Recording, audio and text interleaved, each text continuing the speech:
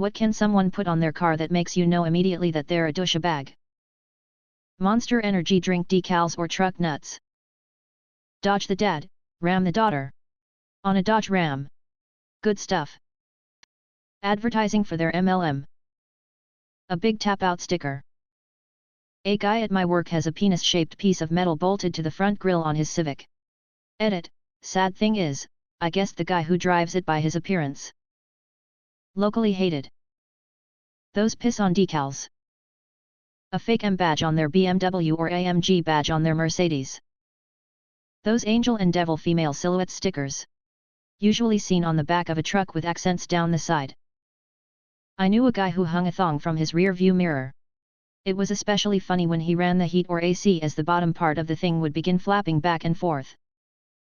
The shocker hand gesture sticker. Carolina squat, just why? Salt life. But they live in the city or the mountains. Those big stickers on their windshield that has their Instagram/name in cursive. Anything monster or Punisher. What's a funny memory you have that if you told someone, they'd think you're lying? This was a couple years ago, but I pulled up to a stoplight, and another vehicle in the next lane also comes to a stop. The car is filled with what looks like high school kids. The kid in the passenger seat notices me, taps on his window and starts doing the universal sign for rock, paper, scissors. I look at the light, which is still red, and immediately think fuck it and play along, so we start. 1 2 3 shoot and we tie. 1 2 3 shoot, we tie again. This keeps happening. All the young kids in the other car are involved and are screaming like whoa every time we tie. We literally got off like 15 rounds of rock, paper, scissors and tied every single time until the light turned green. I'm still high from that and hope all those guys are doing well. I once checked in at a restaurant and gave the hostess my name to hold my slot.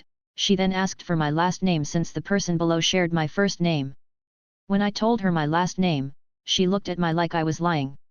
The person below had my first and last name. She laughed and introduced us, and we took a pic. I've never met someone with my same first and last name since. Started college. Saw my brother's best friend on campus, from a distance. Hard to miss, Nate's 6 feet 6 inches, skinny, long brown hair. Fitting of our childish friendship, I straight up open field tackle the guy. From behind. Blindsided. It's not Nate. I apologize, and sheepishly run away. 3 hours later, a girlfriend from high school introduces her new boyfriend to a group of us. It's the guy I tackled. Danny. Super nice, and forgiving, guy. We've been friends for 15 years. I was in elementary school, during recess, just kinda daydreaming and looking at some ravens flying overhead, when one of them suddenly took a nosedive, right into an open trash can. So of course I rush over there to check it out, but the raven was just gone out of nowhere. I was not the only pine who saw it though, another kid came rushing over as well, and that's how I met my best friend for the next 4 years. I got stung by a platypus. A friend once called the wrong number, got the wrong house, and had the right person pick up. So, I was at work, replacing a modem for my boss. I'd removed the modem and connected a telephone to test that it had dial tone. Soon after, the phone rang. It didn't make much sense, because that phone line had only been used for outgoing calls from the computer. When I picked up, the person on the other line just said, "Hey man, you want to see a movie later?" I recognized the voice, too. It was a friend of mine. I was really confused for a second and said something like, "Josh? How did you get this number?" He said he called my home phone number. He must have misdialed my number, and accidentally dialed the number for my boss's modem line, at work. He called the wrong number, got the wrong house, and the right person picked up, on a phone that had only been connected for 2 minutes in the past 2 years. The odds must be astronomical. It's just a weird coincidence that I'll always remember. Before my husband and I were married, but had been dating for a long while, I was watching Portlandia and bam, there's my husband on screen. Dumbfounded, I called him and he casually said, "Oh yeah, I forgot about that." Got stuck in a bank for the night. When the bank is closed, you can still get to the ATM thanks to a security door. Once inside, the door decided to stop working. No phone, no emergency button. Just waited here for hours till someone in the street saw me trough the glass and called someone. I went to see Mitch Hedberg do stand up. We stayed around a while hoping to see him leaving. He never materialized though, so my husband and I walked towards our car. As we were walking we heard a woman yell from an alley, "Hey! Mitch Hedberg is back here signing autographs." We walked around the corner behind a scary old building. It was like 1 AM and pretty dark. There was Mitch Hedberg and no other fans. Just him and his wife, who had been the one to yell about autographs. He was very high and super lovey. He hugged my husband and me and told us what his fans mean to him. He took pictures of us for his scrapbook page online. He was also hilarious. We were just there behind a building at 1 AM with Mitch Hedberg and his wife laughing and hugging deep into the wee hours. When I tell people this they go silent and I'm not sure why. I figure they don't believe it. I peed on a bear once at 12 or 13. Some background: I lived in a mountain cabin with some family, aunts and cousins and stuff. The cabin was small but we had several acres, so we had about 4 RV trailers for the rest of the family. 2 were my aunts, 1 was for weed, and the last and closest smallest was for children, which was just my brother and I at the time. Anyhow, it was a cold wintry day with fresh snow as I wake up having to piss so bad I'm surprised I didn't wet the bed. I'm groggy as hell and my eyes are barely open as I head to the trailer door and open it, start my morning leak.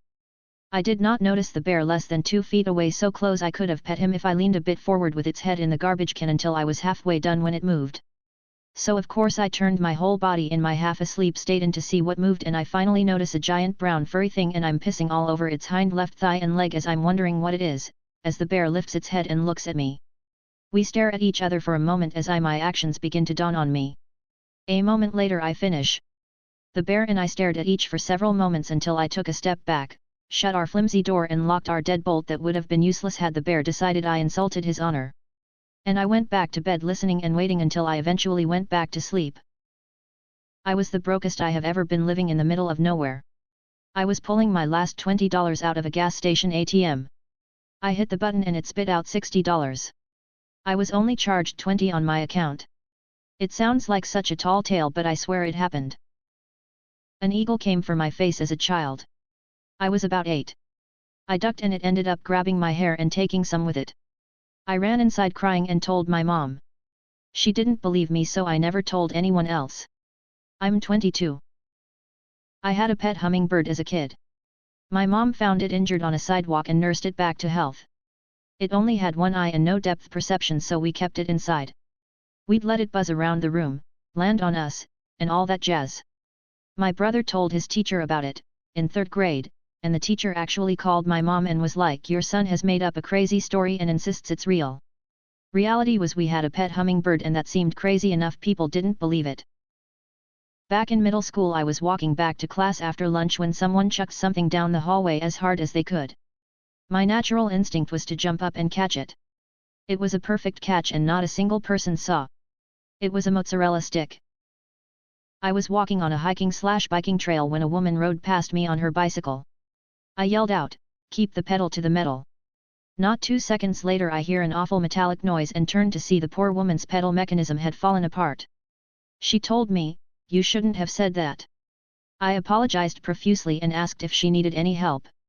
Naturally she didn't, not from me anyway.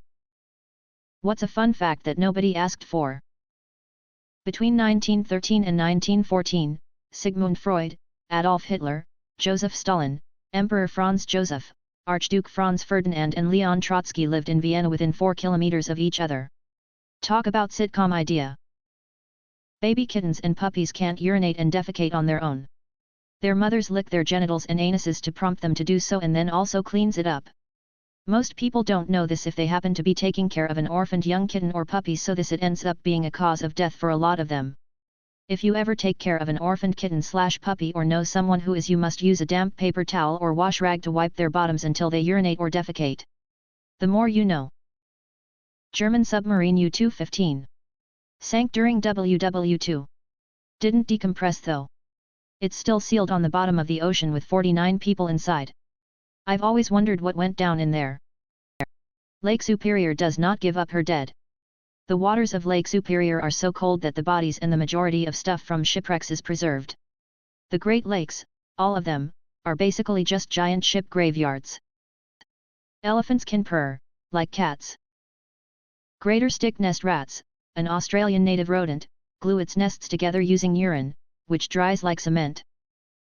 Kangaroos have 3 vaginas. I forgot how I learned that. On 1939, February 14, a German battleship was launched and was sank with only 118 of the 2,200 crew members surviving. Among them was a black and white cat named Oscar, which was found floating on a board and was picked up from the water by a British ship.